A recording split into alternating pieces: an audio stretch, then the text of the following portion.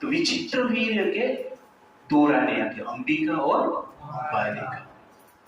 विचित्र वीर्य पहले ही उनका देहांत हो गया, उनका कोई संतान नहीं था। इसलिए व्यासदेव नियोग के विधि था उस समय पे, आजकल नियोग नहीं है। नियोग मतलब एक श्रेष्ठ साधु ब्राह्मण जिसके हृदय में वासना ही नहीं, उनके द्वारा क्या कर सकते हैं, जिसके घर पे संतान नहीं है उनके द्वारा संतान प्राप्त कर सकते हैं। तो व्यासदेव है, कौन है? व्यासदेव। सोचिए, साधारण लोग हैं, भगवान स्वयं है। व्यासदेव कौन है? भगवान। अंबिका के पास गई, अंबिका व्यासदेव को देख के डर गई, क्योंकि व्यासदेव चढ़ा के साथ है, गहरे वस्त्र साथ है, देखने में इतना स्मार्ट नहीं थे। तो अंबिका देख के डर गई, आंख बंद कर दी, सत्कार नहीं किया। उनके घर से जो संतान हुआ धृतराष्ट्र अभिजातस्य भार, कैसा संतान है? कॉन्शियसनेस और कुछ नहीं, burn of demoniac quality. Change हुआ वो, कितना प्रेरणा सेशन अटेंड किया धृतराष्ट्र, बचपन से लेकर अंत तक विदुर जी प्रेरणा ही प्रेरणा दे रहे थे। बाद में विदुर फ्रस्ट्रेट हो गए, छोड़ दिए, तुझे लेक्चर देना नहीं, मैं जाता हूँ, धाम याद रहता। परिवर्तन नहीं हुआ, क्यों? अभिजातस्य भार, डिमोनियक सीड है, परिवर्तन होगा नहीं। आप एक जामुन का सीड डाला, उसको पानी सब दिए, सोच रहे आम क्यों नहीं आ रहा है इसमें यार? जामुन का सीड था, अच्छा एनवायरमेंट भी देगा, अच्छा फर्टिलाइजर भी देगा, तो उसमें आम आएगा नहीं। जामुन का सीड से जामुन नहीं आएगा, उसको परिवर्तन नहीं कर सकते। वैसे डिमोनियक सीड एक बार आ जाता है, उसको चेंज नहीं कर सकते। This is very very important. कोई लेक्चर चेंज नहीं करेगा। वैसी दुर्योधन डिमोनियक सीड, धृतराष्ट्र वो मेंटालिटी से था ना, उसको राज्य चाहिए, ये चाहिए, लोभ चाहिए, ईर्ष्या चाहिए। इसे संतान तो आई बाद में, गर्भ की अवस्था में गांधारी रोज सोचती थी मेरे पहले बेटा होना चाहिए, युधिष्ठिर बाद में जन्म होना चाहिए। इस प्रकार रोज वो सोचती थी। एक बार न्यूज आया, युधिष्ठिर का जन्म हो गया, गांधारी के गर्भ में दुर्योधन था। गुस्से से जाने का पेट को जोर से मारा कि पहले युधिष्ठिर आ गए, तो राजा बनने का चांसेस उसका अधिक है, क्योंकि पांडु का बेटा है। और उसके बाद जो गांधारी थी, उनके गर्भ से एक पिंडी उत्पन्न, एम्ब्रियो ही आया, और उसको 100 टुकड़े किया गया। व्यासदेव के द्वारा ही 100 टुकड़े करके घी की घड़ा में रखकर, रिसर्च टेस्ट टू बेबी जिसको कहते हैं, ओके ना, उससे 100 राक्षस पैदा हुए। इसके कारण कॉन्शियसनेस, अभिजातस्य भारत। कितना इंपॉर्टेंट आप सोचिए, ये गलती के कारण 100 राक्षस पैदा हुए, और क्या क्या संसार में किया आप सोचिए। हम सोच रहे हैं कि हमने शादी किया, थोड़ा मजा कर लिए, प्रभु जी इसमें क्या है, हमारा दोस्त क्या है, ऐसा हो गया, हम ऐसा नॉर्मल बोल देते। बट आपका वही एक्टिविटी संसार के लिए आगे क्या करता है, आप विचार कीजिए। साधारण है, असाधारण एक्टिविटी है। इसलिए मैं कहता हूँ कि parents means greatest position, greatest responsibility. आजकल के स्त्रियां जनरल बाकी रेस्पॉन्सिबिलिटी लेने के लिए रेडी, पुरुष को, बट ये responsibility is greatest responsibility. Dhritarashtra.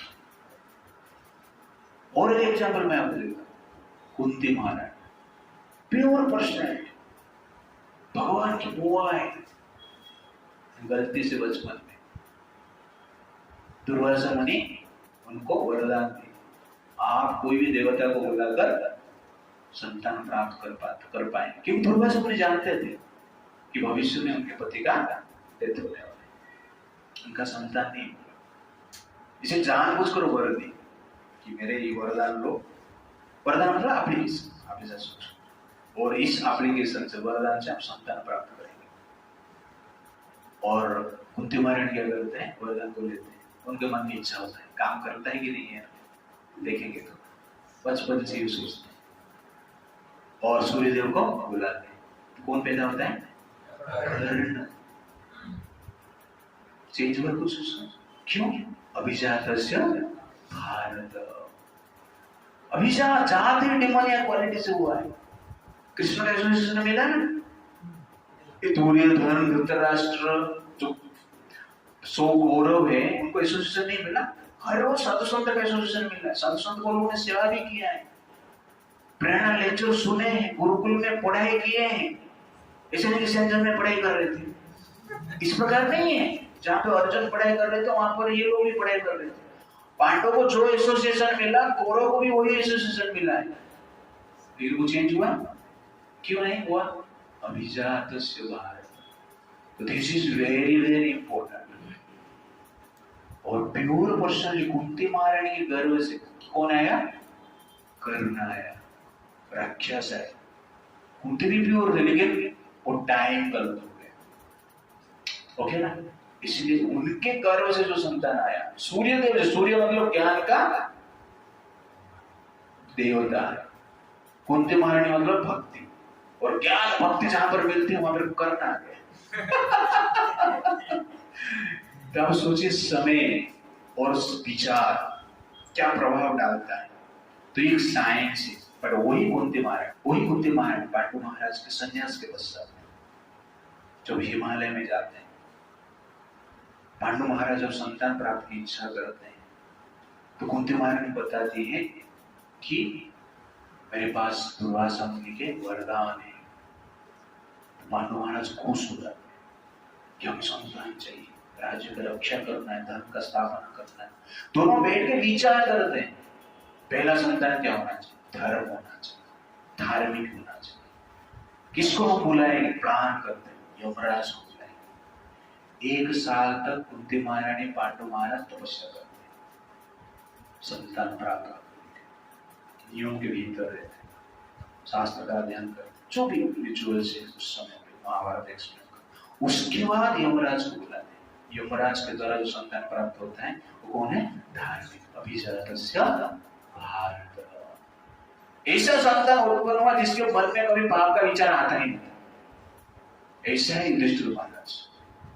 हमारा उल्टा है, धर्म का विचार आता है लाठी से चल युधिष्ठिर महाराज। उसके बाद पांडु महाराज बोले और एक संतान, धर्म तो आ गया, धर्म को रक्षा करने के लिए बल से, इसलिए वायुदेव को बुलाओ। फिर से 1 साल तपस्या, संस्कार, गर्भधान संस्कार। इसलिए मैं पहले आपको 1 साल जो बताया ना, कहां से पढ़ा नहीं मैंने सोचा ऐसा हुआ नहीं, इसे करना चाहिए, राइट। तो कुंती महाराज, पांडु महाराज फिर से 1 साल तपस्या की। उसके बाद कौन पैदा हुए? वायुदेव के द्वारा भीम से। उसके बाद वो विचार किया, अभी तो भीम भी आ गया, धर्म भी आ गया, लेकिन भक्ति भी थोड़ा चाहिए। लेकिन भगवान विष्णु को भक्ति करने वाला एक व्यक्ति चाहिए। कौन संसार में भक्त है? इंद्र। कुछ भी हो जाए, मार खाए तो कृष्ण के पास जाए, कृष्ण के शरण में जाता है, कृष्ण का शरण छोड़ता नहीं। इसलिए इंद्रदेव को बुलाते हैं, और इंद्रदेव के गर्भ से जो संतान उत्पन्न हुआ वो है अर्जुन। इंद्रदेव के लिए भी 1 साल का तपस्या की। तो इसलिए मैं आप लोगों को बता रहा हूँ 1 साल का क्या करना है? तपस्या करना है, ठीक है? आज शादी काल बर्बादी मत करो। ओके, तो 1 साल का तपस्या करना। तो उसके बाद जो संतान आएंगे, युधिष्ठिर महाराज, भीमसेन आएंगे, अर्जुन आएंगे। उसके बाद बोलते हैं पांडु महाराज और चाहिए। तो कुंती महारानी कहते हैं कि शास्त्र के अनुसार अन्य देवता से 3 संतान हम प्राप्त कर सकते हैं, अधिक नहीं कर सकते। इसको कहते हैं धर्म। वही कुंती महारानी से कौन आया? युधिष्ठिर, भीमसेन, अर्जुन जैसे प्योर पर्सनालिटी, गॉडली पर्सनालिटी पैदा हुई। लेकिन वही कुंती महारानी से कौन आया? कर्ण आया। कर्ण भी कितना सुना चेंज हुआ, क्यों? जमुना का सीड था। जमुना का सीड में कितना भी अच्छा पानी डालो, मैंगो आने वाला फर्टिलाइजर डालो, मैंगो आएगा नहीं, सीड ही खराब है, सीड ही अलग है। लेकिन अर्जुन बिल्डर हो गया, ओके? अर्जुन विचलित हो गया ना, मैं युद्ध नहीं करूंगा। भगवान समझा दिया ना उसको, गीता सुना तो क्या बोल रहा है? करिष्य वचनम तब। क्यों? अच्छा सीड था, थोड़ा मिट्टी लग गया था, थोड़ा अंदर कुछ नहीं हो रहा था, पानी वानी ठीक ठाक मिलना तो आम आएगा ना उसमें। तो सीड आम रहेगा, ये साल आम नहीं आएगा तो पेड़ का, आम का पेड़ रहेगा या आम का सीड रहेगा, अभी अंकुरित नहीं हुआ तो आगे जाके हो जाएगा। लेकिन आम तो होना चाहिए ना। जैसे अंधे व्यक्ति रहते हैं, सिंपल एग्जाम्पल, जन्म से ही अंधा है, कोई ट्रीटमेंट काम करेगा नहीं, कितना भी ट्रीटमेंट दो उसको आंख नहीं मिल सकता है, देख नहीं सकता है।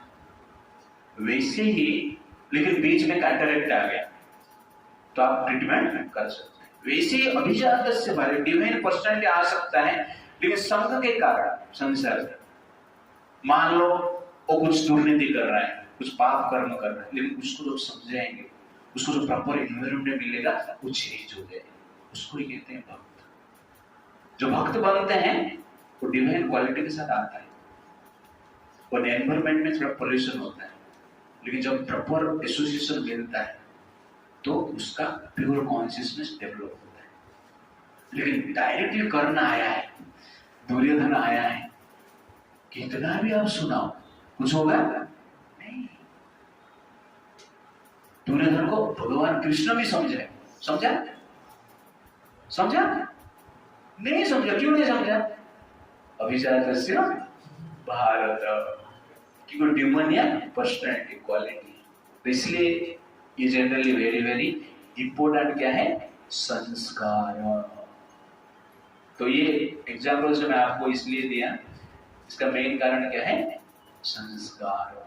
तो ये संस्कार के साथ पिता माता का संस्कार जो है संतान के पास आता है, that is very very important. इसलिए हमें संस्कार को क्या करना है, फॉलो करना है।